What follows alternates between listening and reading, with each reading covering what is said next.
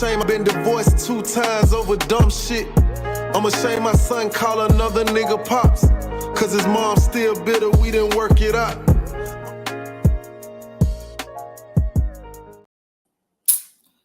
YouTube, what's up? It's been a minute. Hey, all my UTBs. How y'all doing? How y'all doing? Let me get stuff out of the way. You know y'all nosy. Can't have nothing on your desk in the way. People be reading, screenshotting, doing everything they ain't got no business doing. But what's up? How y'all doing today? Talk to me. Hey. So guys, you know it has been a long time since I've been with you all. You know that I have been all the way behind the scenes working on Auntie Angie's house. We finally had our grand open. We are ready to receive our residents. If you guys are not aware of what's going on over at Auntie Angie's house, in fact, let me post down at the bottom ways you can contribute to Auntie Angie's house, because although we have the house up and going, everybody, you know we got to keep it going. So we got bills the first of the month. Every month we got bills. There it is right there. You guys can send a Cash App over to support. Help us get through. We need at least 20 people. We need at least 20 people to donate $100 to help us reach our goal for this month. If you don't have $100, that's fine. Send what you got. Y'all also need to be going over to AuntieAngie'sHouse.com, and you guys need to be filling out your monthly subscriptions. So today, listen, we're going to be joined by Judge Joe Brown. I'm assuming that he's going to be hopping on here any minute. Hold on one second. Let me see. Can I pull up something here, though? Let me see if I can pull up something really quickly, because I want to show something to you guys. I think I got to send a link. Everybody share, subscribe. Y'all know what we're getting into today. We're going to be talking about this Trump indictment. From my understanding, President Trump has already left Mar-a-Lago and is already headed to New York. I believe he left at around 12 p.m. He had a long line of support. Guys, to me, all of this is crazy because, for one thing, this is where I'm at. I'm like, we watched them go after this man since 2016. Everything they could imagine, the Russian collusion, the twice impeachments, and I'm just looking for a link here to email something. The 2 impeachments that they had against him, January 6th.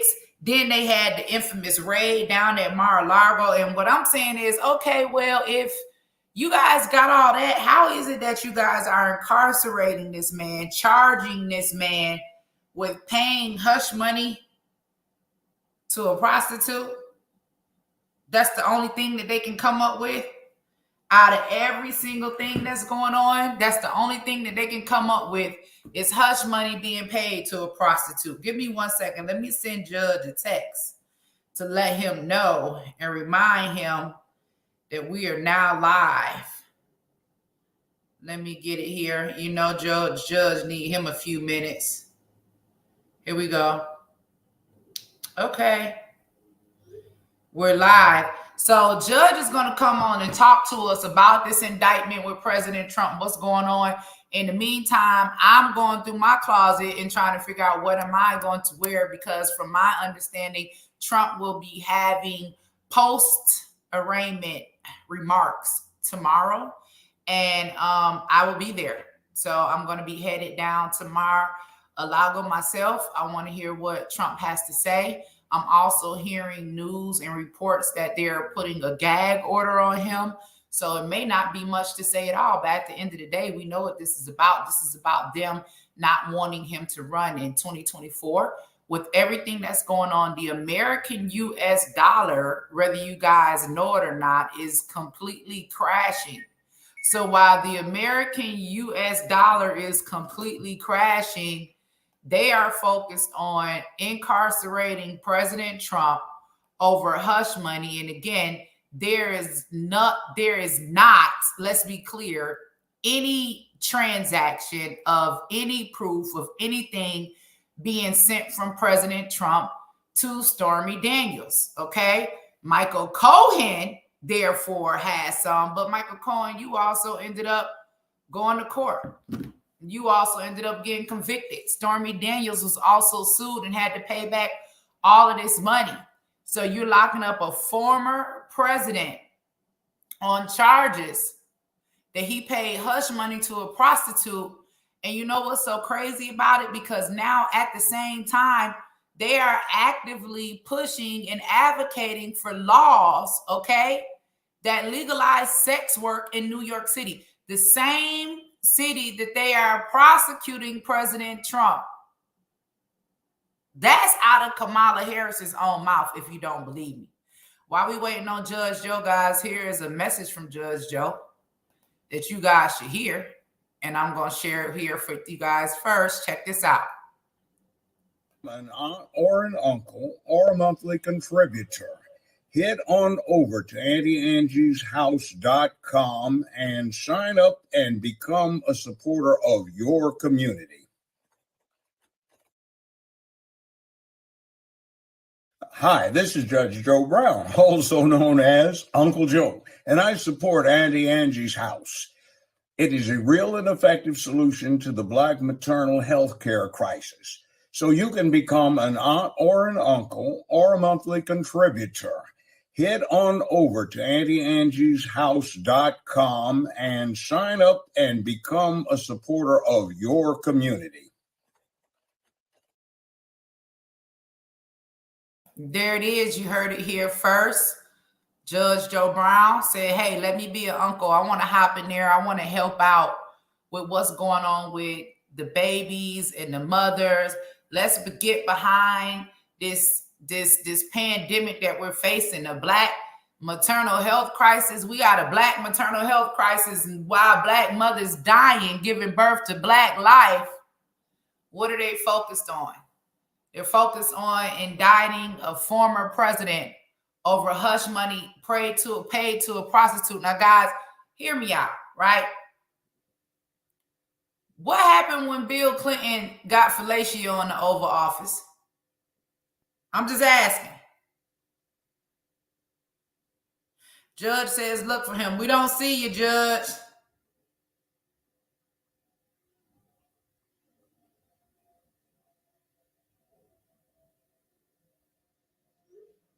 Judge will be coming in a minute.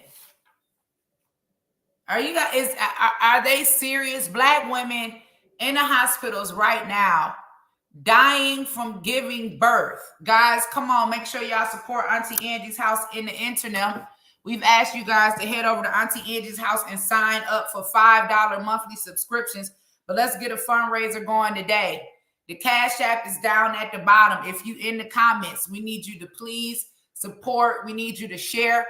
But everybody take $5. There you go. If everybody does this, we can reach our goal. If everybody, and this is something everybody can support, take $5. Go ahead and hit the Cash App. I'm going to call you out. Thank you. Let you know we appreciate you. Let me get in here. Black women dying giving birth to their children. And they are focused on what? Here we go. Indicting a former president. Indicting a former president on hush money paid to a prostitute. I want to know what some of you guys are thinking. When I talked to Judge Joe Brown, Judge Joe told me that what they were doing was absolutely illegal. But not only that, outside of what's going on with this judge, with this President Trump stuff, and we're going to get back to this in a minute. Are you guys paying attention to what's going on in the schools with our children?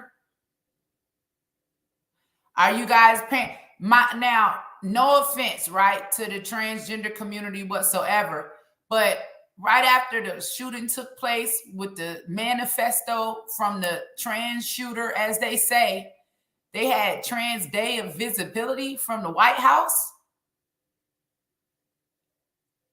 Is it just me, or do you all feel the same way that I do, that it's something weird, really, really weird going on?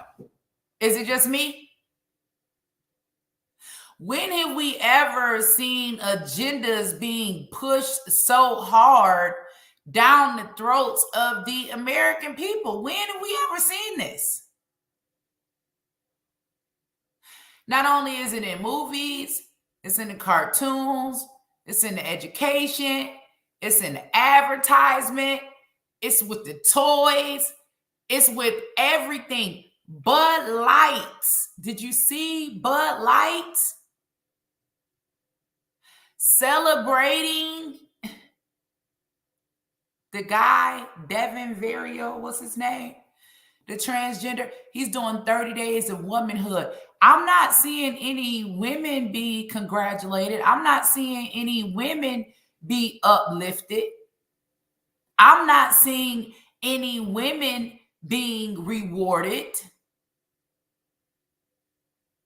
And at what point do we ask ourselves, like, okay, true, we don't mind diversity and exclusion, but what part of your inclusion includes my exclusion? That's the question that we as women really need to be asking. We need to be asking ourselves, is the cost of your inclusion my exclusion? Because yes, absolutely, we can make space, right, for, as they have labeled themselves, trans women. And I think that we did. And I think that women have supported that. I think that women are like, okay, girl, do your thing, whatever. I think that we've done that. But it's gone further beyond trans women, because now it's trans women are women. And is that necessarily the truth? Is there an agenda? Is there a global reset? We've been hearing about all of this stuff. They talked about this stuff in the Bible. The collapse of the US dollar is happening right now. And we're going to talk to Judge Joe Brown about that as well. He is in the back studio. Let's play this commercial from Judge Joe Brown one more time, and then we're going to bring him on. Hi, this is Judge Joe Brown, also known as Uncle Joe, and I support Angie's house. It is a real and effective solution to the Black maternal health care crisis. So you can become an aunt or an uncle or a monthly contributor. Head on over to AuntieAngiesHouse.com and sign up and become a supporter of your community. Wow, there it is. You heard it from Judge Joe Brown himself. Get on over there to AuntieAngiesHouse.com, guys. It's the first of the month. Contribute your $5 this month, or go ahead and hit the Cash App down at the bottom. We got Judge Joe Brown in the back studio. I'm going to bring him on. Judge Joe Brown does not need any type of introduction. We grew up listening to Judge. We know exactly who Judge is. And one thing we know about Judge Joe Brown, he is going to tell it like it T.I. is. Judge, welcome to the show. Well, hello, Mrs. King. How are you, my dear? I am doing wonderful. I love the red drapes in the background. It kind of creates this ambiance. Fired up. All right, so listen, President Donald Trump, as we know, is headed to New York and has already arrived in New York to face 30 charges, from my understanding, that he paid hush money to a prostitute. Can you, with all of your legal expertise, and I'm going to give the floor over to you, because one thing about Judge, he talks and we listen. Tell us, what is going on? Is it legal? Is it going to stick? What is this really about, Judge? And I'll just come in if I have. Okay, let me put it to you this way. Hush money. If somebody's getting blackmailed and they play off the blackmailer, who is the criminal? The blackmailer or the person that paid them off? Blackmail is extortion. That means either directly or indirectly threatening or actually exposing someone to public humiliation, some detriment, and you're demanding that you be paid so you don't do it. That's blackmail. So what do we have here? The victim being prosecuted? I think that's a favorite saying of the left, they're trying to prosecute the victim here. Well, then the next thing we get is an American principle that encourages legal settlements. All right. You're not admitting guilt, but you're settling it and not going to court on it. So you're going to go indict somebody for supposedly complying with the principles of American law. In other words, trying to settle something that he's arguably the victim of extortion behind. All right. Next thing, when you have these settlements, you usually have a court gag order. So you're following the instructions of a court. And when the corporate entity that makes this resolution, it declines to say anything other than for a legal matter, well, if it disclosed what it was for, it would most likely be violating the court order, which says nobody's supposed to say anything about this. Next thing, legal principle. It's been reiterated by the U.S. Supreme Court most recently, and it's consistently with what they've done since the 1870s. They've applied the 15th Amendment to corporate entities. Corporate entities are state-created fictional people. And the person, fictional or otherwise, is the liable person, not those who may be investors. That's why when you invest in a company and the company gets sued or goes bankrupt, they can't sue you. They sue the company because it's a fictional person. So here it is that a fictional person, a person in American law, a full person in American law, with the same rights under the 15th Amendment as any other citizen, fictional or real, acts as a third party to benefit someone, and you're going to hold that someone liable because it is alleged that that person, this other person, did something, and you have to show that the party you're going after actually controlled the outcome of the proceedings, not a board of directors, not a CEO, not corporate activity. So I find that very interesting. One, the principle of settling out of court. Two, keeping the settlement confidential. Three, the forgetting of the 15th Amendment. And four, holding the victim of an extortion / blackmail attempt guilty because they got blackmailed. Now, that's very interesting. And I think they're going to find that in the long run, they made a real mess. You will recall that some years ago when they first started off on Dr. Cosby, I said, this is not going to stand up on appeal. This is a circus, a miscarriage of justice. They've completely thrown the Fifth Amendment out of the window here, the right to be free from self-incrimination. I said that up front. What happened was the district attorney's office, not the individual, the office said, there is no intention to prosecute Mr. Cosby. We have investigated the accusations and the witnesses, and we find them to be without merit and without credibility. At that point, a civil judge said, Mr. Cosby, you must answer these interrogatories because there's no longer any criminal liability. Therefore, the Fifth Amendment does not apply.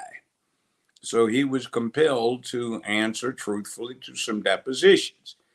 Well, he admitted certain acts, but he said even though, yes, he provided some drugs, they were requested, and nobody slipped them to anybody. There were no victims, only willing participants, and that was fine.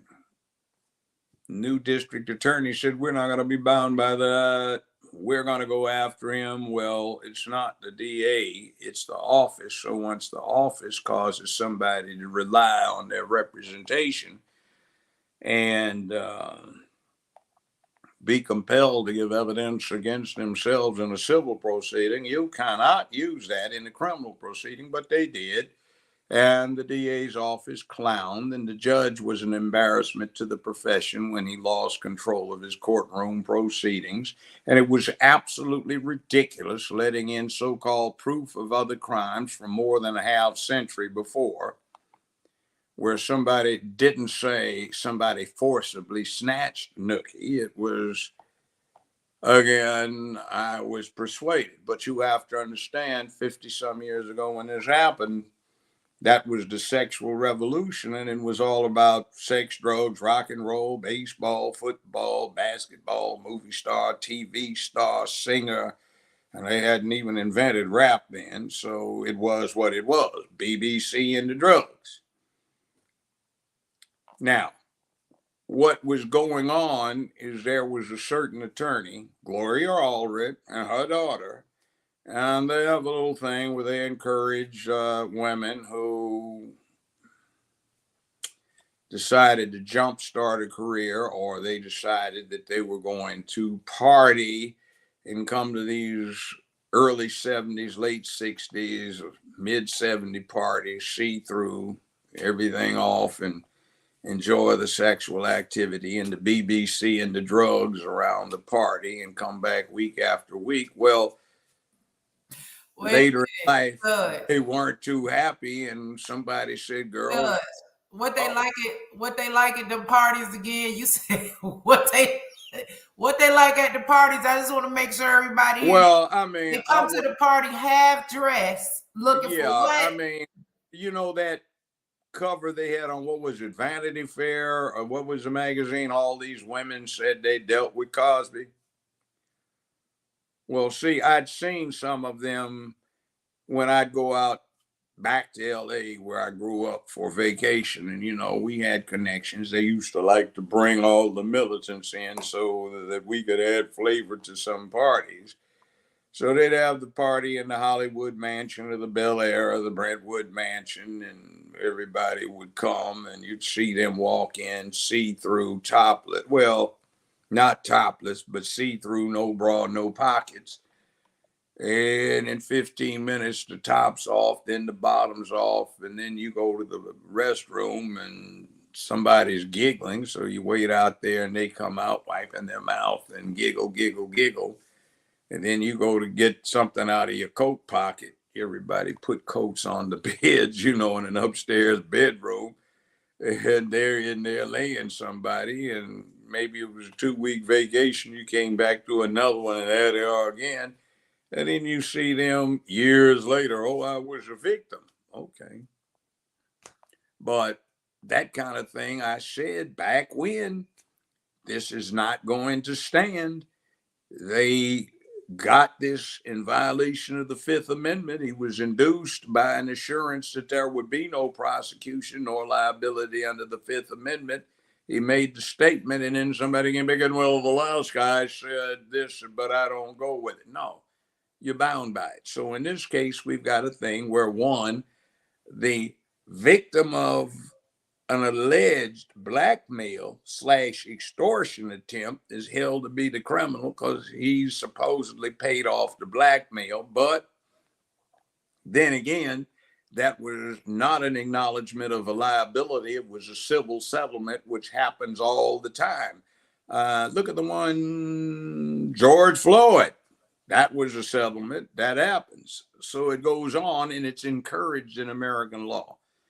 So you know, somebody followed the law. This is the thing that gets me, Judge. We're looking into a climate that has been created in America where, you know, it's okay to, and I have to bring this up, but to, you know, legally sexualize children, take a child into the hospital, say that they identify as the other gender, remove their body parts. We're hearing stories all the time about, you know, what's going on with our children. And we having an administration that is focused on something that happened between, and I don't know if it happened or not, but let's just say if it did happen, that this would be 2 grown consenting adults.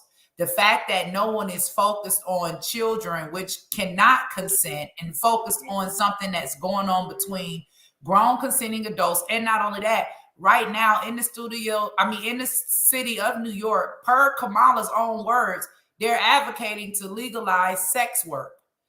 All right, yeah. Now, here's the thing. Scenario, allegations, they boil down to this. I had sex for money with you. Now, the Vice President of the United States of America is saying that ought to be legal here. And they're talking about it, but I had sex with you for money. And by the way, that's a misdemeanor and it's not committed in anybody's presence, so nobody could be arrested. But it happens because we have the Fourth Amendment, freedom from search and seizure, and the Fifth about being free from self-incrimination, though she incriminated herself, but it's misdemeanor, so nobody's there. And then you turn around and say, okay, you had sex for me, with me, you paid me, and now if you don't give me some more, I'll expose you. That's called blackmail. Allegedly, I'm not saying she did what seems to have been said she did or that she said she did. They'd have to prove it beyond a reasonable doubt, but it constitutes arguably blackmail. So the victim of the blackmail attempt pays it off, but it's not an admission of wrongdoing. It's simply to get rid of it, because by the time you get through paying attorney fees, you have paid out twice what you would otherwise pay on a settlement. So people say, without conceding liability or fault, we'll settle it. And usually there is a non-disclosure stipulation which goes into effect by order of the impacted court. And then now they want to indict somebody because the corporation didn't disclose what was likely restricted by the court from being disposed. Oh, wow, that's interesting. In other words, I order you to keep your mouth shut. You can keep your mouth shut, and some dipshit DA comes in and we're indicting him because he paid the money off on this settlement and he won't say what for. And by the way, one other thing is, this has nothing to do with support for Trump. This has to do with support for your law.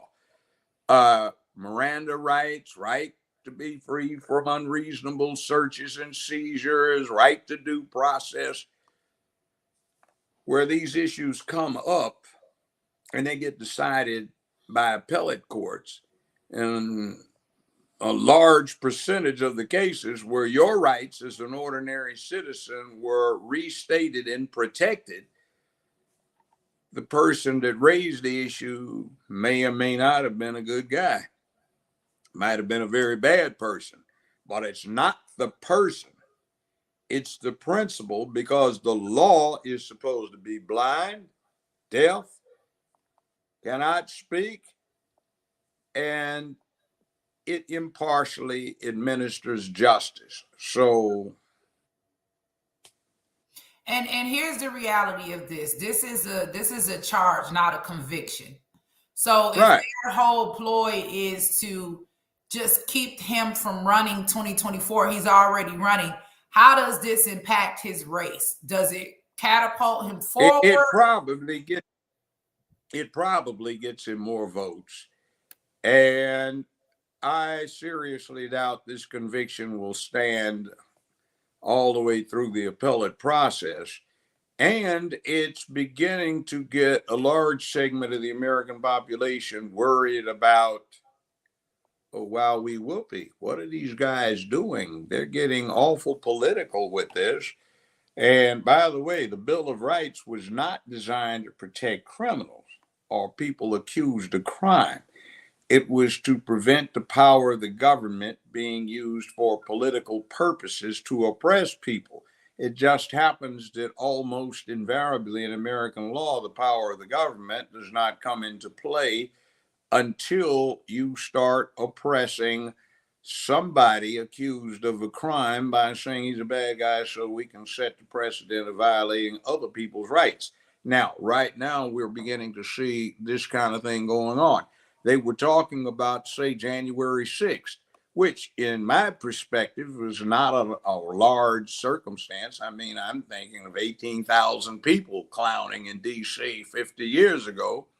1,800 people might have been a small civil upset where they broke windows out, did stuff like that. We're talking about 180, but for weeks on end in the middle of the year before that, 2 years before that, we had all of the people out BLM wise every night, the same 180, 200 out on bond again for the 6th, 7th, 8th, 9th time. They're burning down businesses, a large percentage of which were minority owned because they were protesting something, but that was all right. Maxine Waters is actually out there recorded, and you can watch the tapes, YouTube's, if you're one of those types who like YouTube, you can see her saying, we need to, if you see a car with a Trump Pence bumper sticker on the back, break the windows out, key it. If you see a business with a Trump sticker, poster in it, break the windows. We have to take to the streets. Well, guess what? That's direct advocacy, solicitation, and an attempt to incite public disorder. That's illegal. Going around and saying, we need to go do what?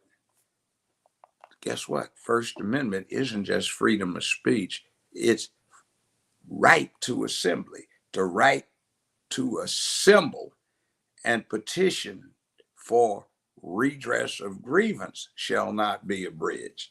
And the Supreme Court for 230 some years has consistently said that includes protesting and demonstration. And oh, by the way, if you start advocating a position and you don't directly attempt to incite by telling somebody, go out and burn down all of the houses and burn down the businesses, if 1 or 2, 3, 4, 5, or a small portion of the people decide to get unruly, that doesn't mean the speaker that's holding the rally or talking to the rally is guilty of any crime.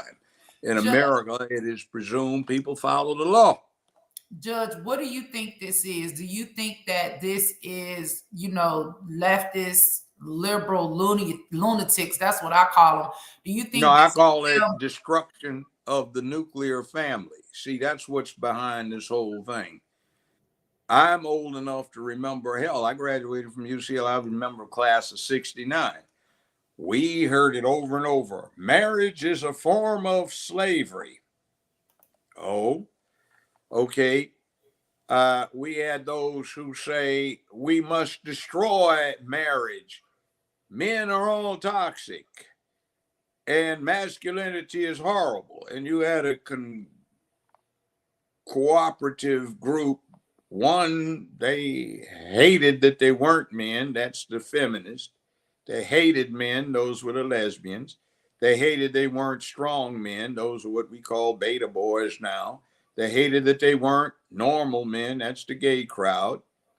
And then they had this anti-war thing where they hated that men supposedly caused war.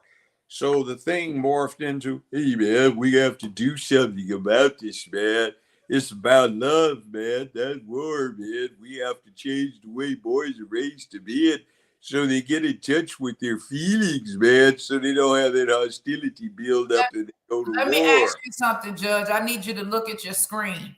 When you say that this is an agenda, because this is about the destruction of a nuclear family, this is what's happening right now at drag shows and drag readings across this nation.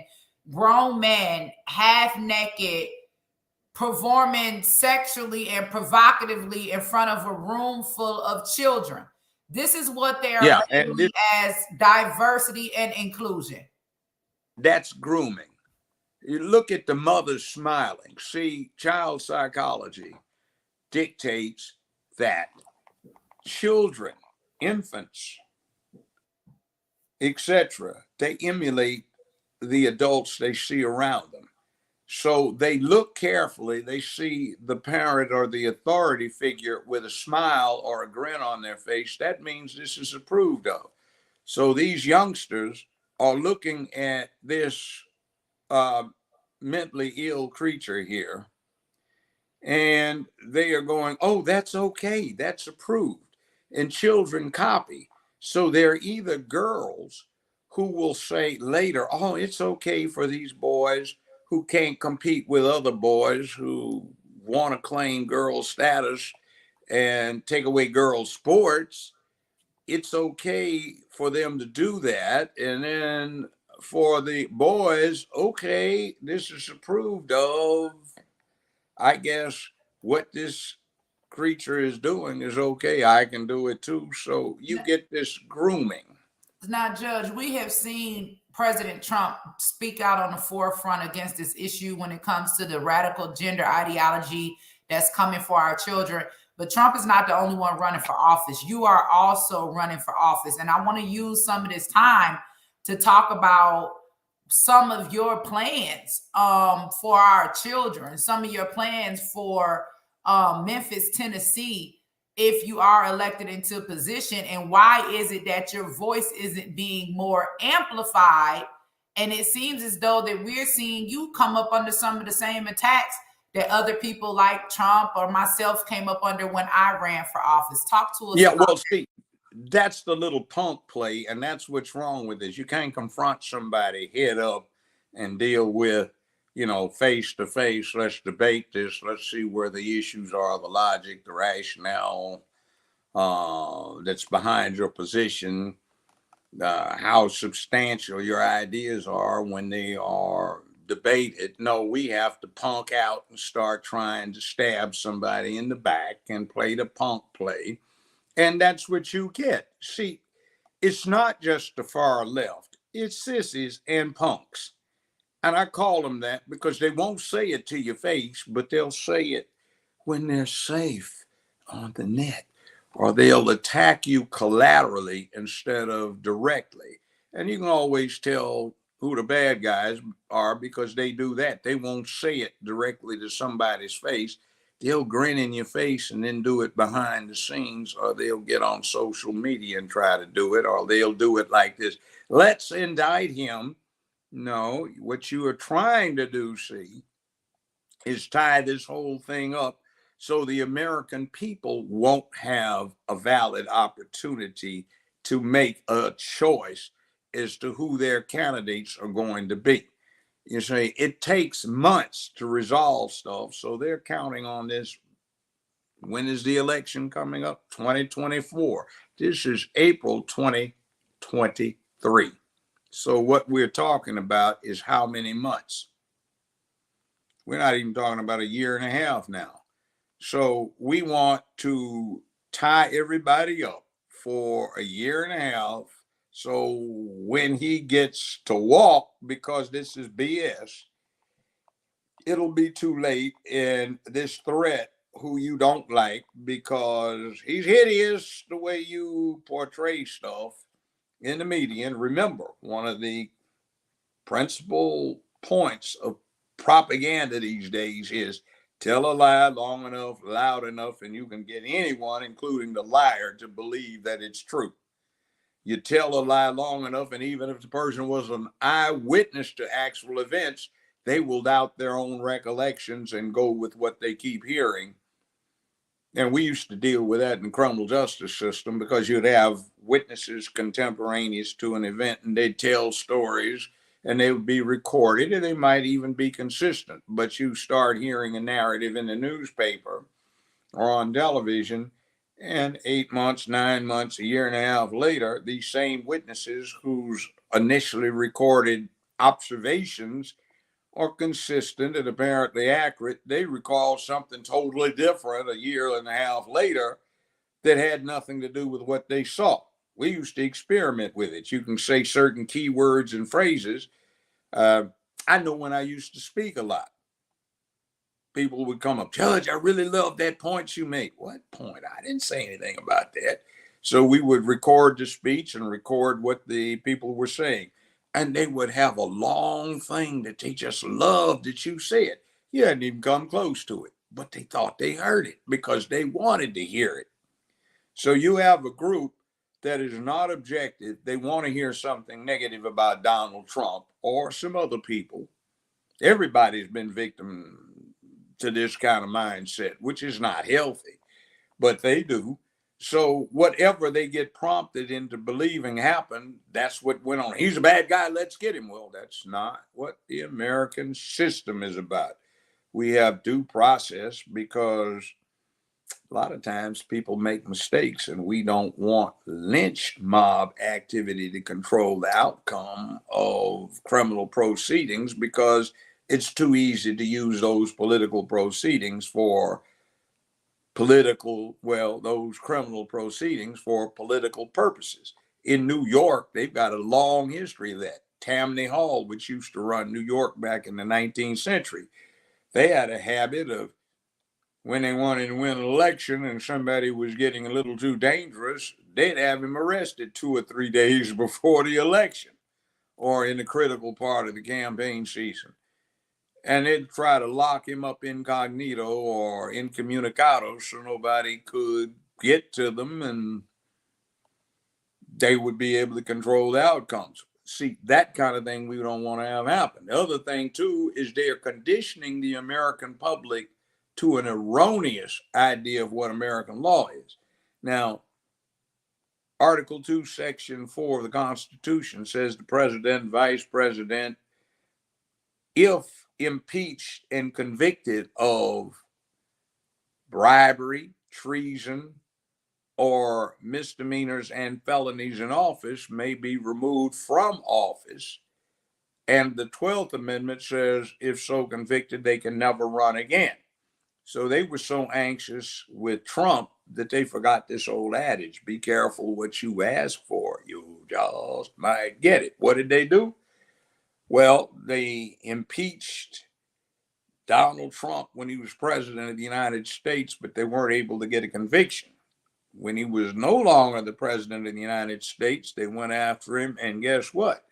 They didn't get a conviction either, but what the dumb bozos did is they set up a precedent that says, oh, well, whoopee, you can impeach somebody and convict them purportedly and get them forbidden under the 12th Amendment from holding any other office for stuff that happened at a time they had an office, but you can proceed against them when they no longer had the office. Now, give you an example of how stupid they were and wasted the taxpayers' money. Let's take round one. They said Trump obstructed Congress. That's the easy one. They said he abused his authority. Neither one of those are bribery. So that's out. Treason is the only crime defined in the Supreme Court, in the U.S. Constitution. It isn't even close.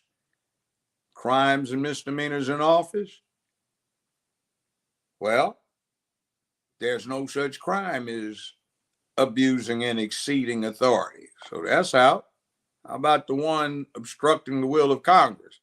Well, aside from the point that any time a president vetoes an act that Congress has passed, and remember, Congress consists of the House and the Senate.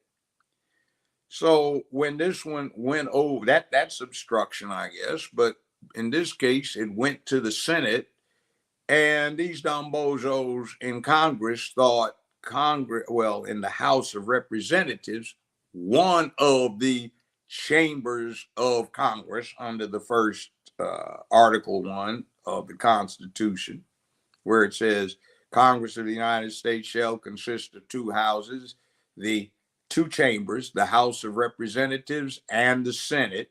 So when it sent it over, they thought of themselves as congressmen because that's how they're described in the newspapers. So maybe their will got obstructed, but the Republicans in the Senate, which they controlled at the time, they simply said, hey, anybody in here feel like they got obstructed? The majority said no. Well, that's out of there. So if you don't obstruct both houses, you can't do that. But it wasn't any offense anyway. So it was dead on arrival, but they were dumb enough to go that way. And they got a lot of the public all ramped up thinking that was officially wrong. It's not. Now, let's look at the recent furor with Mar-a-Lago. Trump is supposed to have had secret documents at Millargo. Open to lack of security. Well, the same Secret Service that was guarding him in the White House was guarding him at Millargo. These same documents were prepared for his examination and his guidance as two things: Chief Executive Officer of the United States of America, that's not really the one, but as Chief Diplomat under the Constitution and as Commander-in-Chief of the military. What does that mean? Well, the case is United States Department of Navy, 1988 versus Egan, E-A-G-N, E-A-G-A-N, excuse me. And it had multiple concurring opinions, and some of them say the President of the United States can and may declassify any document he chooses or classify any by any means, manner, or fashion he chooses, including, I guess, removing them from the White House, which he is alleged to have done when he was the president. But the president has that authority under the Constitution. Okay. Now, is he going to go tell foreign agents? Well, once he read it, if you were a smart man, you don't forget what you read. You don't need to document. Okay. Now, what about what's happened with the documents found in Biden's garage? Well, Biden was vice president of the United States when these documents were removed, and he didn't have the authority to declassify them. So again, be careful what you ask for. You go in and now you're trying to hide these things so we don't get a chance to know. So why is he in possession of still classified documents when they're in his possession, but they came into his possession when he was vice president, when he did not have the authority to declassify? Okay, now, next thing, I was the judge for this moot court thing that Fox had about Hunter Biden's, not one, not two, but 3 laptops that suffered liquid damage. And we brought in and got testimony from the repairman. And there's some very interesting things on there. And it looks like there's a good chance that those documents were left there. So certain individuals who visited that place, who are the subject of what's in those laptop email transmissions, could come by and visit. And then we note that the Secret Service this time is refusing to release the list of visitors. And in fact, now they claim they don't even have any. Ooh, wow, we whooping. Now, what were we looking at? Whether there was a FARA violation, F-A-R-A, Foreign Agents Registration Act violation. And the jury, which had 2 black men, young, 2 black women, 2 white women, they found probable cause to believe that a further investigation should be done of criminal activity. It was a pretty decent jury. The prosecutor in this had been an assistant DA in Manhattan for 15 or 19 years, I forget which, before he had spent a decade or 2 as a defense lawyer. And the defense lawyer in here had been a Manhattan prosecutor as well before being a defense lawyer. They're very skilled, knowledgeable, and competent counsel. We looked at each other and said, oh, wow, this is deep. And as a matter of fact, another thing, I think the 3 of us did the country a favor. We talked Fox out of putting some of the stuff out there. Said, you don't need to touch that. That is a hazard to American security, and some American personnel, somebody might snatch as a result and throw on a wall and shoot. So question we had is, how did he get this stuff? And it's clear the back and forth that he's having on there, his only job that he was getting, as he said in his email exchanges with Dad, the big guy, $86,000 a month for providing access to his dad, the vice president at the time.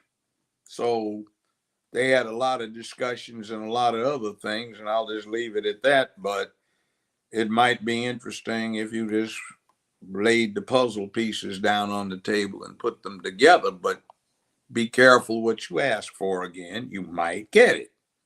So it's such rank hypocrisy that I am astonished. It used to be that the Republican Party was the one that played fast and loose with rights when they were off into this far right thing where they were talking about morality and supporting commies and before that Nazis.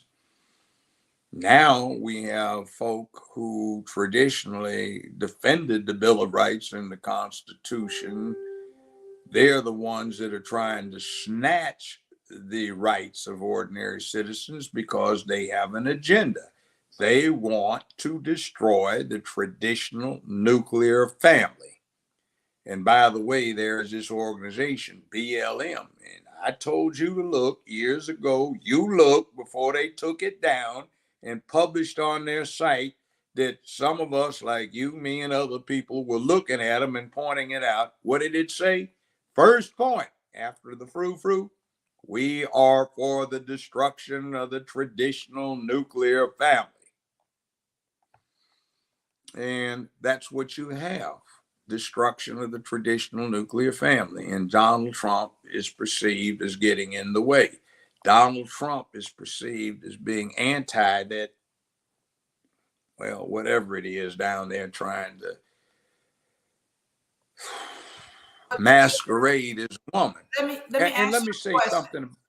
Let me say one thing about that. Okay. If you look at lions, you see the male lion, he's got a mane and the female doesn't. Gorillas, the male's 850 pounds, silverback male gorilla, the ladies are 150, 200 pounds.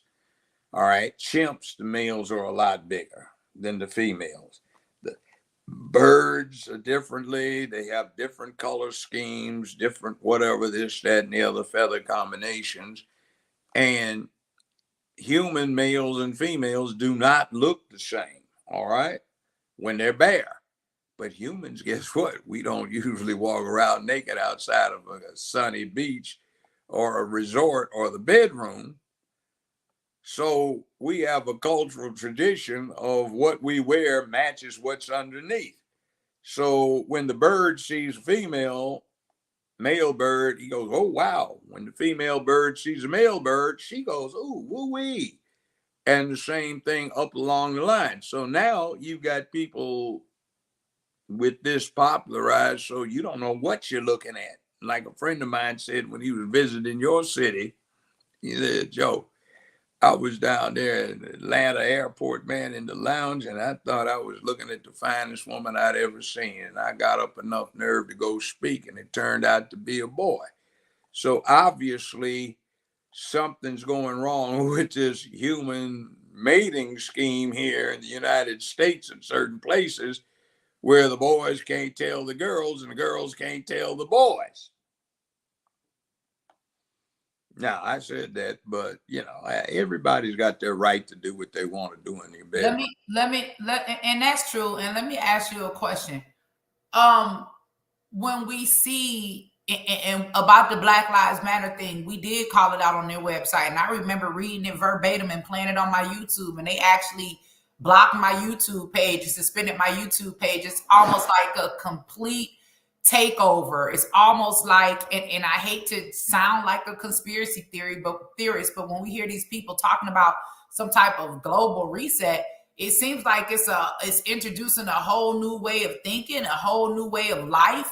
And it seems to go against what the majority of us stand for. So when you are someone like Trump, like yourself, like me, that's saying, hey, we're not against you, but we are against this hostile takeover of our children. What do you need from us in the community, Judge? How can we get behind you and support your run for office more? Because at the end of the day, once we get through fighting over politics, we got to understand that we need people in office that not only represent us, but stand for truth. Okay, 2 words. Hell no. Not just say no, but hell no. See, this is a unique opportunity in America. We've had white, black, brown, red, yellow against each other, whites against whites, and all of the rest of it. Native American red against red in the early parts, tribes fought each other. Sometimes they allied with each other. We've got a common cause right now. We are all humans, and the human breeding scheme is based on the family. So when somebody's trying to attack the most fundamental aspect of being human, that is the family, then they're everybody's enemy. And that's something we can all come together on. Now, I'm not talking about being anti-gay. A lot of gays, by the way, think LGBTQ is a poisonous cult, as one of them expressed it to me. Just because you're Islamic doesn't mean you support Al-Qaeda or ISIS. Or just because you're a Christian didn't mean that you had to support Reverend Jim Jones and drinking large amounts of Kool-Aid at large outdoor picnics in Guyana. See, a lot of folk don't like the fact that they have embraced this grooming of children so some sick pedophiles can exploit your child and turn them into sexual objects. See, that's not healthy. It would not be healthy for even heterosexuals to start pushing sexuality on children who haven't even gotten deep into being into childhood, let alone trying to push them into sexuality of any kind. See, that's not good. It's not good for human nature. But there's another side. When I was in my 20s, we had 180 million people in the United States. Now we may have 360 million plus. That's doubled. The population of the planet Earth is getting rather large for the planet, and what we will do and cooperate in getting done. Maybe what they're trying to do is destroy the family to cut back on human breeding. But then again, that's not well studied.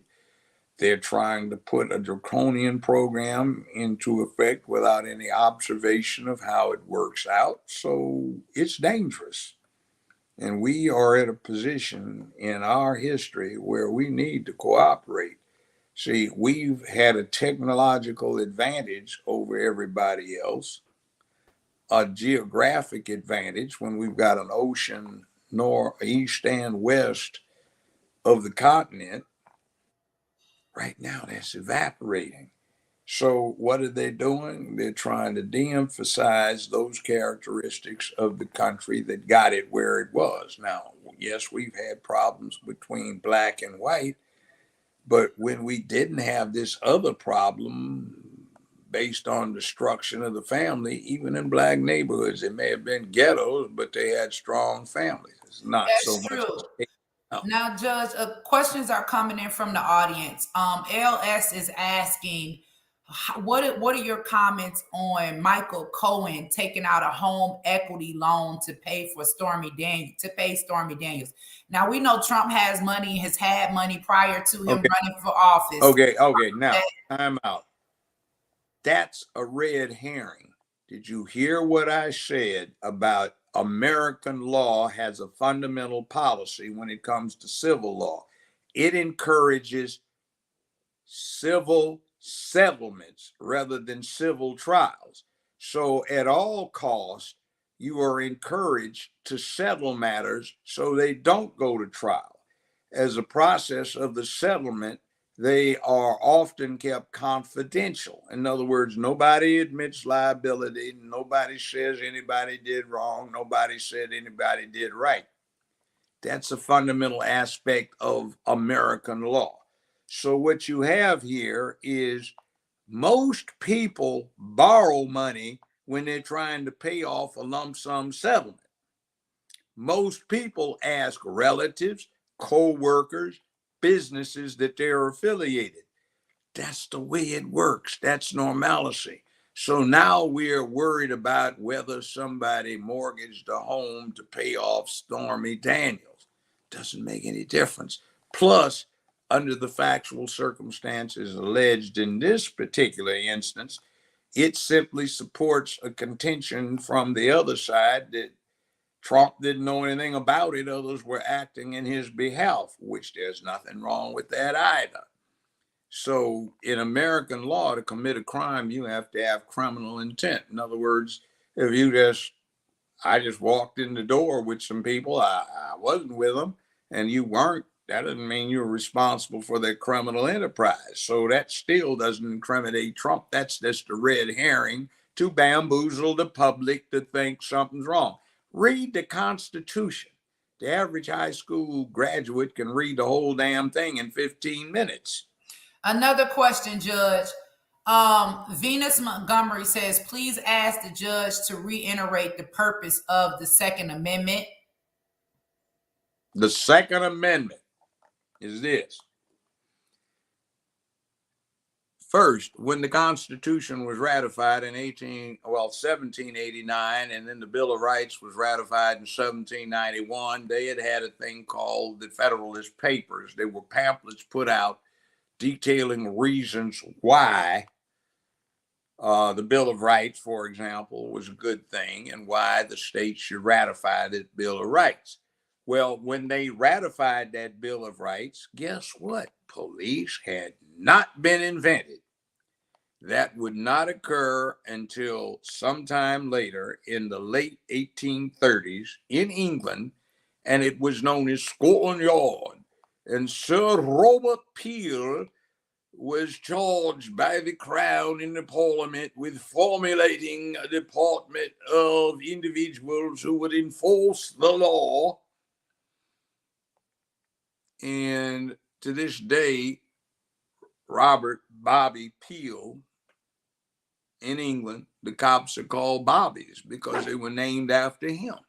So the police didn't get to America until the 1840s when they came to Boston and New York on the East Coast. Before that, we had two mechanisms to enforce the law and public order. One, the sheriff, and that goes all the way back to Robin Hood and the Sheriff of Nottingham. Two, the militia, which goes back another 1,000 years to Great Britain, when they had militias. And what is a militia? A militia is all the able-bodied men in a district between 15 and 60.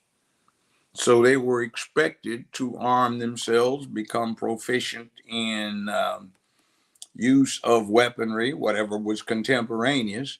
And that militia, a well-regulated militia being necessary to the common defense, well, that militia was supposed to impose public peace, dignity, and order in a district or an area. And in England, for many a century, if you had a duty, you had a commensurate right. In other words, if you had a duty to practice at the target several times a week with a longbow at 100 yards, then you had a right to possess a longbow because you had a right to possess that which was necessary to fulfill your duties. So when things got out of line, remember, a standing army was discouraged. So you wanted the ability of the people to protect themselves. Remember also, when these rules got put in place, there was this little dispute between the newly arriving white settlers who brought in some African slaves to do manual labor and other onerous things, and the Native Americans who didn't exactly want to give up their territory to these invaders. So you had a lot of very dangerous clashes, and some scalps got taken and nailed to lodge poles. So there was this problem. And nowadays, the Second Amendment also has another perceived reason, which was talked about at great length in the Federalist Papers 230 some years ago, which was, If the people are as well armed as any military that's likely to come from them, then you're not likely to have a tyranny, because you're not likely to have any government that is so powerful compared to the ordinary citizens as to be able to impose an authoritarian, totalitarian, repressive government on them. So the Second Amendment is not only to allow neighborhoods, communities, and districts to defend themselves from threat to their public peace, dignity, and order. It's to allow the citizens themselves to defend against an oppressive government by being equally powerful. See, we like to talk, or used to like to talk, about checks and balances. You had the feds and you had the states. That's a check and balance. You had the legislative function, the executive function, and the judicial function. They each were equally powerful and they offset each other. So no one branch would be overly powerful. And against all of the governments, you had the people. So to ensure the people that were not ever rendered powerless, they had a right to keep and bear arms, which is one of the most important things. Now, yeah, people die, but about 2 times as many people die from claw hammers as they do from guns every year. More than that die by use of kitchen utensils than by guns, and many, many, many, many, many more times die in automobile accidents, and many, many, many, many more times die, many, many more die from palpable medical malpractice. Now, let's take cars. We depend upon automotive transportation to move our goods, our raw material, our fuel to a great extent, our persons to go back and forth, jobs to bring in raw materials and fuel so we can make the things we need to keep a large population going. So guess how many people get killed by automotive accidents? A whole lot. I would hazard to say that every human listening to this knows at least one somebody who got done in by an automobile accident or hurt. And everybody listening just about has been in one. But you see, we don't give them up because they're so useful. So we accept the collateral damage. Now, yes, maybe some damn fool who lacks man training, who doesn't understand it's a man's duty, honor, obligation, responsibility. He's accountable for doing his part to make where he lives a better, safer, more secure place filled with economic prosperity, morality, sense of purpose, etc., etc. And he's a man of peace who can be brave and courageous when necessary. Okay, fine. That aside,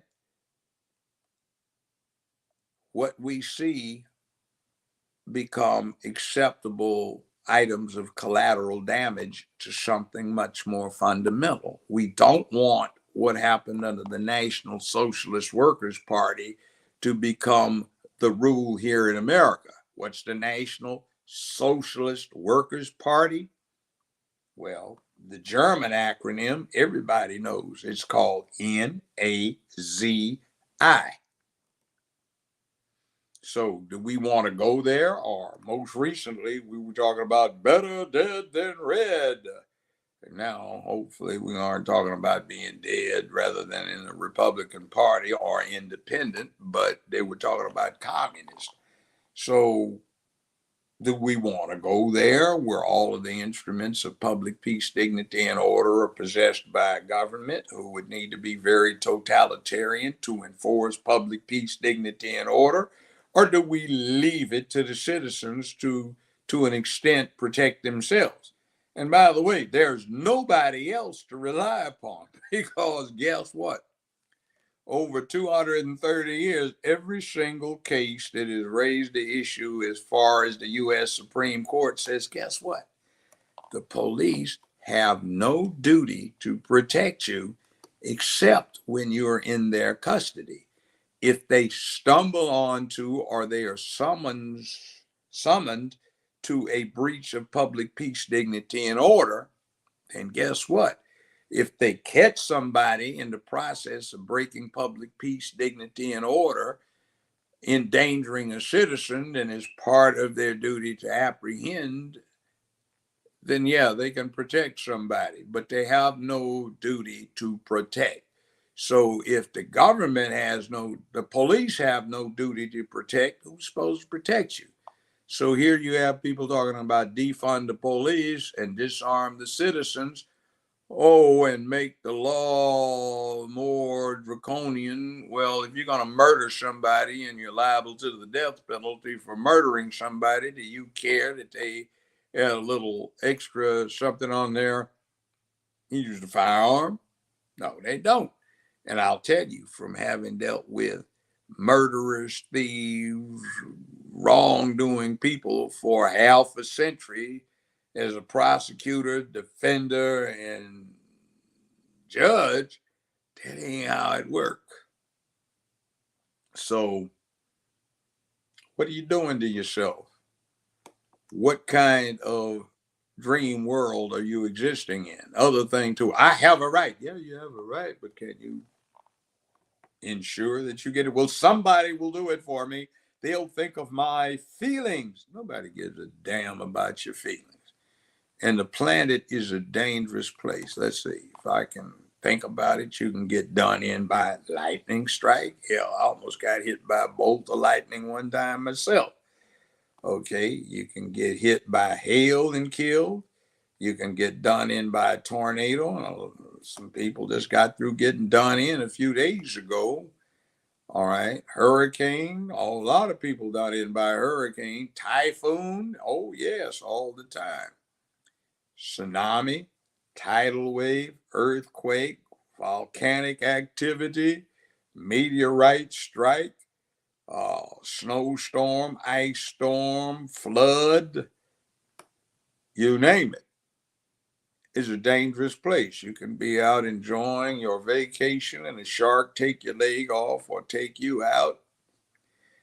All kinds of things can happen to you. You can get killed by a lion, a tiger, a panther. California's gotten 15 or 16 people died over the last couple of decades because mountain lions did them in.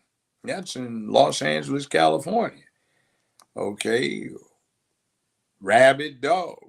All sorts of things can take you out. So being alive on this planet is not an entitlement to being safe. And when you talk about collateral damage, if you want to get the essence of it, take the number of people who got negatively impacted and divide them by 360 million, and you see how many zeros you get on the other side of the decimal point. So being free is not safe. Getting your stuff together requires application, and you cannot make anyone less safe or more safe by making them less safe. And you want to see the end result? Why do you think the U.S. has a Department of Defense? Why do you think we had a Cold War with the Soviet Union for 45 years? Why do you think we're worried about the Chinese with the People's Republic of China, North Korea, all sorts of things? We've got hostilities in Ukraine and all of the rest of it. And by the way, are we in Ukraine to defend international liberty and justice, or are we there because somebody got indicted and the indictment was revealed in November 2020 for multiple counts of felonies, including bribery, extortion, solicitation of treason and perjury, etc. And by the way, Article 6 of the Constitution says there are three things that are part of the supreme law of the land. One of them is treaties ratified by the Senate. And there's a 1999 treaty ratified by the Senate that President Bill Clinton negotiated. And guess what it says? The United States and Ukraine agreed to mutually apprehend, assist in the detection, prosecution, and, this is interesting, extradition of criminal elements wanted by the other signatory to the treaty. So we have a duty to extradite President Joe Biden to the Ukraine for prosecution on a long organized crime indictment. So, but conveniently, he's president of the United States, so we declare diplomatic immunity, but is what's going on in the Ukraine an effort to get him dismissed along with his son of the many counts of organized criminal activity in Ukraine. So where do we go with that? See, all kinds of things. Think before you go off on a deep end. Oh, well, he's evil, blah, blah, blah, blah. And by the way, interestingly enough, January 6th, they hate this one. There is the Confidence in Elections Act of 1877. It says when the American public becomes lacking in confidence of their electoral processes, Congress, that means the House and Senate, shall jointly appoint a 15-man committee, 5 from the House, 5 from the Senate, 5 from the U.S. Supreme Court. They are charged with taking at least 10 days to do an independent audit of the election results and reporting back to Congress what's going on, or if they can't reach a conclusion in 10 days, to take as much time basically as is necessary to conduct an adequate and satisfying audit. So when January 6th occurred, that was the next item on the agenda. So that act is still good law in the United States. It's called the Confidence in Elections Act of 1877. So did the news media tell anybody about this? No, they didn't. They absolutely didn't, Judge. And I say, like my grandmother said, and it all makes sense. You cannot bring a gun. I mean, you can't bring a knife to a gunfight. And I mean, we see all of this going back and forth. And I'm like, hey, if somebody got a gun pointed at me, I'm not going to be able to fight my way out of it with my bare fist or with a knife. And it's like, none of the bad guys are going to give their guns up. So we're going to find ourselves in a position where we are absolutely defenseless. Now, Judge, I know your time is valuable. You recently jumped and put your support behind Auntie Angie's house, which I want to play a couple of videos here, a couple of testimonials, because I want people to see exactly what it is that we're supporting. After we play these couple of videos, Judge, I'd love for you to talk about the importance of us bringing solutions to the Black maternal health crisis. You're going to be at the Black Agenda Movement, April 22nd and 23rd, to talk about solutions in our community right here in Atlanta. And then I also want you to tell the people how they can support your campaign, Judge. You seem to be like me a lot. We talk about all our issues, but we don't remind people how to support us and give them those calls to action. So everybody. Oh, no. And same thing you're doing here. What I'm bringing to the table in Memphis is solutions. I have some solutions that I've been working on for a half century. I've refined them. I've had an opportunity to put them into play, and I've seen how effective they have been in the real world. You saw me for 15 years. I was in your living room or your den or your bedroom, and you got to see how I operated, just like you're doing with Auntie Angie's house. I'm trying to make this the people's house in Memphis. Now, stop, hold it right there, Judge, because I want you to tell us more about the people's house. Guys, let's listen to a couple of these testimonies, and then we're going to I want to hear this. Judge. Let's do something positive here. I'm Waquita, and I really appreciate the time and the effort that Auntie and the organization have gave me into leading into my life with my daughter. I really appreciate the time and the effort that they have put in with their organization and their support. I am living good and better now. Angie, you saved Savannah's life. You and Auntie Angie's house, the love and the support was overwhelming for me and the baby. Um, had it not been for you being such an advocate for unborn lives, me and the baby would have been gone. I was like, oh, I could kill two birds with one stone. So thank you for just allowing God to use you. And when I'm able to, I will be a big part of Auntie Angie's house too, and just paying it forward. My Auntie Angie helped me with both of my last pregnancies with both of my boys, and I thank her so much. With my last son, it was really tough because I was 8 months pregnant. I did have a job. I was in between jobs. Nobody wanted to hire me because my stomach was so big. And I contacted my Auntie Angie, and she got right on it. I asked her, can she please help me or get me some help? And she did. I was able to catch up on my bills. Even after I had my baby, she was helping me. She provided me with a car seat. Whatever I needed, she was there. Whenever I needed her, she was there. And I thank her so much for that. And whenever she need me, I'll be there. Honestly, I'm so thankful that I chose life. Being a mother is an indescribable feeling, and I feel like you feel a lot better giving birth to your child than choosing death for something that you created. I'm so thankful that I was able to come into contact with Auntie Angie. It has been nonstop support from the foundation and her from the very beginning, and so I'm so thankful for people like her within the community. Quick shout out to Angie's house. Thank you, Angie, for everything. Late night talks, daily encouraging words, daily motivational words. Just keeping me motivated to not go the abortion route with my daughter. She was born October 6, 2020. Alasia's doing great. Alasia's healthy. Alasia's well. Alasia is working an iPad, iPhone better than any adult or child that I do know for her age. She's amazing. So thank you, Angie, for everything. And congrats again with Angie's house.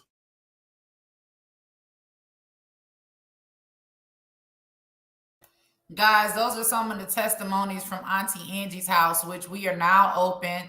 That's a picture of the home. And the community has really gotten behind Auntie Angie's house. Just for some of you guys that did not see, the Lieutenant Governor, Mark Robertson of North Carolina, came down. He showed up. Benjamin Watson from the NFL, New York Patriots, was there. Bruce Lavelle, Bishop Dwayne Harden, Alveda King. These are some pictures from some of our babies and also the people that have helped us. I just want to say, Judge, that I thank you for putting your support behind this initiative. And I thank the people that are watching right now that are sending in Cash App donations. Guys, we want you all to see what it is that you are supporting. And Judge, this is what this is about, the Black Agenda Movement, providing solutions. You're going to be here the 22nd and 23rd of April to talk about solutions. We always talk about the problem, but now we're coming with solutions. So guys, you need to head over to the blackagendamovement.com. Make sure you get your tickets to be there. Judge, I'm going to give you the last 5 minutes of the show. Talk to us about your campaign and talk to us about your run for mayor up there in Memphis, Tennessee. Some points today, but one of the reasons that I did so is to give people a background of what faces them and why they need to be very vigilant about their circumstances. Now, in Memphis, we have a place that ought to be a mecca for a lot of people. 60% of the judges are Black and female, criminal court judges. 65% of the prospective jurors are Black. 65% of the police department is Black. 75% of command authority is Black. We have situation, last I checked, only 19.1% of the registered voters in Memphis are white. So it ought to be a place that is subject to Black control so we can show what we can do.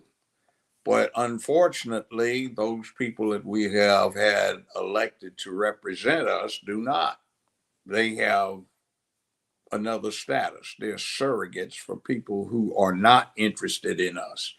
The children who are out in the streets committing lawless acts, they look at their erstwhile leadership who are committing the same lawless acts. They're stealing left and right. The money that ought to go to the citizenry is more and more efficiently siphoned off for other purposes besides the good of the people. We can't even get potholes fixed. So we have to fix the streets, the potholes, and the people. Somebody has to be leadership to get down up close and personal, eyeball to eyeball, and start spreading the message to the youth about what they need to be proper men. I think what I'd have to teach them is a good thing. Their obligation, protecting womanhood and promoting manhood, not living off of womanhood, not subduing womanhood, not exploiting womanhood, not pimping womanhood, not poisoning womanhood, but promoting it and also protecting it as well as protecting childhood. If you're a man, it's all about how you provide for those you owe an obligation to, not how many you have. And we need to put that back out there. We've got an opportunity to take charge of the police department, not with civilian oversight, but with civilian control and command, just like you have with the Pentagon, where you have a Secretary of Defense, Army, Navy, etc., subsecretaries, and we need that with the police department. So we need civilian heads of sex crimes, burglary, traffic, uniform patrol, juvenile, you name it. We need some programs with the juveniles, and we've got a new juvenile court judge here who used to be the public defender in my court for 10 years. He's a sharp guy. He's had his in and outs with them over the years, so he has perspective. Now, next thing we need is public peace, dignity, and order promoted. You talked about the militia. We can use the Second Amendment to organize a community militia of sorts, not crank right-wing, incel, Proud Boy nonsense, but we can take retired first responders, veterans, good citizens, organize them, train them in the law, use of force, put them out so they can bring adulthood back to the hood, manhood back to the hood, womanhood back to the hood, supplement the police patrols. And hey, don't I know you, son? Come here. What you doing out here right now? Earl, don't you know this boy's mama? Yeah, she lives 2 streets over. Boy, we're going to ask you. Yes, you are. And see, we have a synergy between the police and the citizens. Next thing, let's say this. We have courts, so they cut down on the friction amongst people. But courts are priced out of everybody's reach. So the city needs to come up with binding arbitration, which is what it is under federal law and local law. And we need to have community arbitration tribunals where lawyers aren't permitted to practice so that the citizens can afford to resolve disputes with each other so they don't pop caps on each other. We need to take advantage of this Mississippi River that flows 24/7 and set up hydroelectric power units, which are modular. You don't require concrete emplacements. And we can generate enough electricity to put it into the net and sell it from New Orleans to Louisville to Chicago to St. Louis to Little Rock to Jackson. Uncle Joe, save some of that. Save some of those solutions because I want you to give some away at the Black Agenda Movement. Y'all want to hear the rest of these solutions Judge got? Y'all need to come out, see Judge Joe in person here in Atlanta in the Black Agenda Movement. Judge, and then you also need to go over to Judge Joe's website. Judge, what's your website for your campaign run? Okay, we have a website. We just set it up, but we were working on getting some of the bugs out today. JudgeJoeBrown.com. 2023. But you don't need to remember Judge Joe Brown. Well, hell, you've been with me for years and years. You ought to. JJB 2023.com. Go there and you can even contribute various ways, because we don't want money from these large corporate interests. We want it from ordinary people. Next thing, that's service. And I have to put this in because I also do sauce as well as deliver service. The barbecue sauce. Yes. And we have been stomping. We've been winning all these blind taste tests, and they're into grocery stores and markets. A main #1 market next month is going to start having our products on their shelves, and we've got a few thousand cases already ordered by such and such. We will be on the electric trucks, and okay, if you're on the West Coast, it's on the shelves. And by the way, say this, we've got an affiliation with a bourbon product where, guess this, it's the only distillery in America operated by a sister. Wow. And it's named after daddy and granddaddy. They were moonshiners down in Mississippi. It's called Poppy's, P-A-P-I apostrophe S. And Tiffany Haddish has been doing some commercials. She's an investor too, so she's part of this play. We've got some very interesting ads and some kickoffs that the grocery chains want us to do for them. So you'll be seeing that. Quite entertaining, if I do say so. JJB, moderators, put that in the chat. JJB 2023. That's how you can go support Judge Joe Brown in his run for office. If you are in Memphis, you guys need to email his campaign so we can get boots on the ground. This is a grassroots effort. Judge, a lot of people. And wait a minute, one give you the barbecue. Yes, barbecue sauce. Give us the barbecue. JJB BBQ.com. So it's JJB2023.com and JJBBBQ.com. Right. So listen, Judge, people are in the comments are saying, can you come on the show more often? They like you better over here. They says Dana doesn't let you talk. I don't know who Dana is. They're just going off. But they're like, Judge, can you please come over to this channel more often? Actually, answer that. Actually, she and I interviewed you a couple of years ago. Dana, let me give context. Dana is a multiple grandmother. She is older than she looks. She holds up well. So she's been around. She and I are very good friends, like you and I are, and your husband. So we talk all the time. Well, she and I do too. So what we are trying to do with what we show is, this happens sometimes in families or between men and women, but you can still keep working together even if you fuss. It's not about trying to destroy somebody or ruin somebody. It is as it is. And Dana's okay. I also do something on Friday.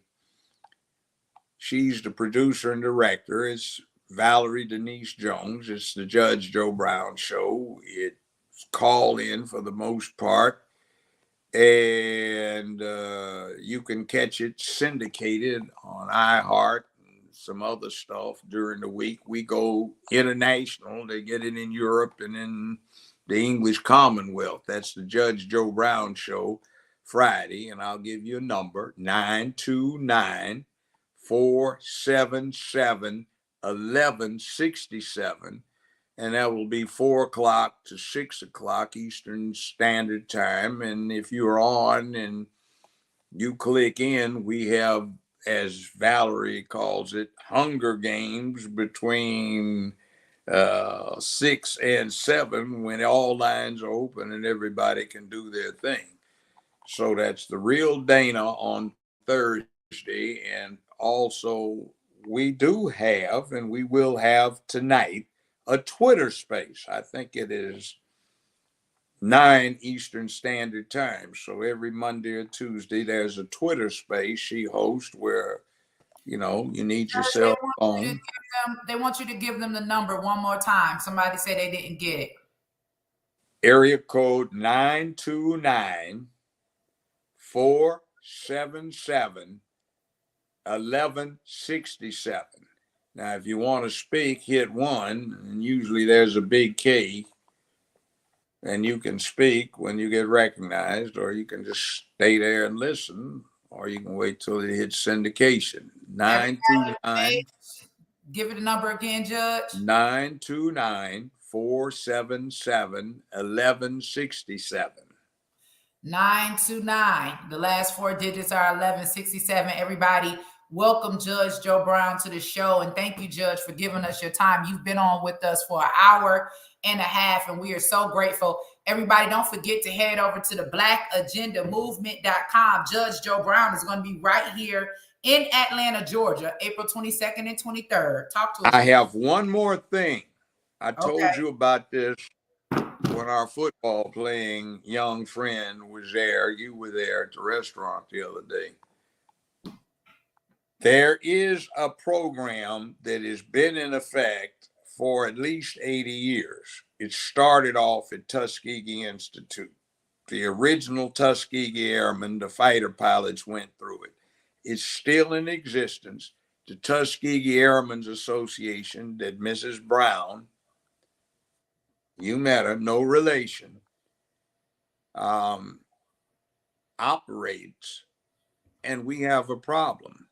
There are 20 positions every 10 months. It's a 9-month program. You have to be 18 to 21. When you get through the program, you will receive a commercial airline pilot's license that includes instrument flying and multiple engines. You can be employed, just think, in your lower early 20s at 6 figures. And I've got a former in-law, brother-in-law, he makes 7, sometimes 8 figures a year doing this. And you know what the problem is? Even though there are 20 slots open, last class, we only had 3 applicants for the 20 slots. And the Smithsonian is threatening to cut the funding if something isn't done about this. So it's been live and very effective over the last several decades. And you met Mrs. Dolores Brown, a retired banker. Her husband, who was the fighter pilot, now deceased, she's a widow. He was CEO for Kaiser Permanente in California. He had 16 hospitals under him. And what he did was interesting. He joined the Tuskegee Airmen, went through this same program when he was 17. He had not gone to college. He wound up being a major in the U.S. Army Air Corps. He wound up going to college as a result of this and went on to become CEO for Kaiser Permanente in California, over 16 hospitals, and died a wealthy man. I met him and his wife about 30 some years ago, and man, those are some dynamite brothers. And some of us today, young folk today, might want to emulate that and learn what they learned about manhood, duty, honor, obligation, responsibility, and accountability, and really putting it on the line and talking about a rite to passage, 400 miles an hour, 70 below zero, 35,000 feet, 4 hours from home, and you have Messerschmitt shooting at you with 30 millimeter cannon. And by the way, I met the one that shot down 2 German jets. Dr. Roscoe Brown, no relation to Mrs. Brown here, and he was a professor emeritus at the New York University. We need some more of this kind. Now, behind every strong man is a strong woman. That's what she did. They cooperated. That was a beautiful synergy, and it's too seldom that we see that. We need to learn that again. The other point is we don't just take men, we take everybody, white, black, brown, red, yellow. But as I said, you're looking at 6 figures a year to start. That's over 100,000 a year. 20 positions every 10 months. We didn't even have but 3 applicants for the 20 positions. That was 17 unfilled positions. So come on, get on it. That's what you need. Man up, woman up. Take care of your business. You talk a good game, make it a good game, make it real. And, So I had to say that for them because that's a solution that we is all need the to solution. bring. I'm glad that you brought that up. And it's also an opportunity for our children. Some of our kids don't want to get out of high school and go to college. And I mean, with all of these school shootings that are taking place, a lot of parents are looking into other options as well. And we do need more Black pilots. I think that this is very Now, not just Black pilots, air traffic controllers, aircraft mechanics. They also have other scholarships aside from these flight ones. And by the way, you don't need perfect vision. They just need to be correctable to 2040. And I'll tell you something else. I mentioned it to you. A lot of the airlines are looking for maturity, so they will take you up to 64 years old, even if you have no flight experience at all, train you and make you a pilot on a commercial airline. So there are a lot of things available in this industry, and you don't get laid off, by the way. Listen, and this is the information that our community needs to hear. Guys, let's remember these things. JJB2023.com, JJBBBQ.com. Go over there and order that barbecue sauce. Let me thank the people that donated today. You guys know today's show is dedicated to Auntie Angie's house. Thank you so much for everybody that tuned in. We're hoping that each and every one of you will donate to the Cash App to support Auntie Angie's house, which is another solution that we are providing to the Black maternal health crisis. Desiree Jackson, Jeffrey Speller, Deborah Casey, Shatoya Walker, Stephanie Pickett, Kendall, Jesse Stevens, Leroy Stanley, my boy Darth Low RQ, Tamika Miller, Kim Smith, What is the art, God? Courtney, Jamisha Harrison. Thank you guys so much. Those of you that thought of us, and for those of you that are going to send a donation over to this house, you guys know we're in place, but now we got to keep the house going. We got the house, we got it furnished, we got everything that we need, but guess what? We got to pay the rent. Mortgage got to be paid every single month. Bills, water, light, gas. We got to provide resources for the babies. So guys, if you did not Cash App today, head on over to AuntieAngieHouse.com. Sign up. A lot of good information from the judge today. Judge, we are going to see you April 22nd, 23rd. Enjoy the rest of your day, Judge. Thank you for joining us. And thanks for the help with the mayor's campaign. Mrs. King, have a good day. And by the way, tomorrow is an unfortunate day. It's the anniversary of one of your husband's relatives getting slain here in Memphis. We're going to do something about that too. All right? Let's do it, Judge. We'll see you later. Bye-bye. All right. Everybody, thanks for tuning in to the show today. Not only is tomorrow going to be the anniversary of the assassination of Alveda King's uncle, Martin Luther King Jr., but it will also be the first time that a sitting president has ever been arrested by the New York Attorney General's office. Tomorrow, a very, very sad day for President Donald Trump, as he has to face some trumped up charges. And I'll just say, at the end of the day, the way I feel about it is, out of everything they said they could have got him on, all of this stuff about, selling nuclear codes to other countries, Russian collusion, January 6th, the documents being found at Mar-a-Lago, everything they said they could have got him on. This is about a prostitute. And in the meantime, they are trying to legalize sex work. So guys, thank you so much for tuning in. Let's keep Trump uplifted. I will be posting tomorrow. I'm not sure at what time, but I will be headed down to Mar-a-Lago. I will be there when Trump arrives. I will be sitting probably first or second row to hear his response to being arraigned on trumped up charges regarding Stormy Daniels. If anybody wants to know where I stand, you can call me what you want to call me. You can talk about me, whatever. There it is. Let it be known. That's my president, and I'm going to stick beside him. I don't listen to all the BS. I know the facts. I know what this man has proposed to the Black community. The platinum plan, $500 billion specifically for us. We hearing everybody crying about reparations.